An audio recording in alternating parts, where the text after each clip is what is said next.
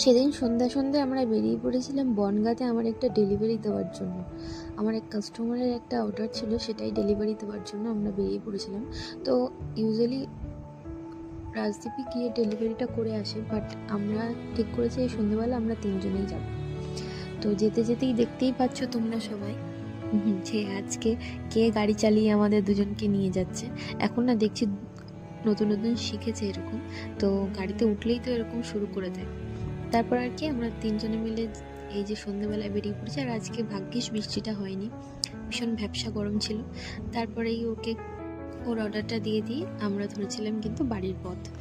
তো আজকে এত গরম ছিল যে কি বলবো। আর এরা বাবা ছেলেতে এত বদমাইশি করে, কোথাও গেলে দুজনেই রাস্তার মধ্যেই শুরু হয়ে যায়। তারপর আর কি এই চলে এলাম বাড়ির দিকে।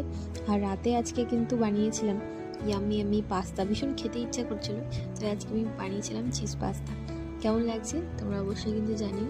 ভালো লাগলে ভিডিওটা অবশ্যই একটা লাইক করে দিও, আর চ্যানেলটাকে অবশ্যই একটা সাবস্ক্রাইব করে দিও। তো চলো টাটা, দেখা হবে নেক্সট ব্লগে।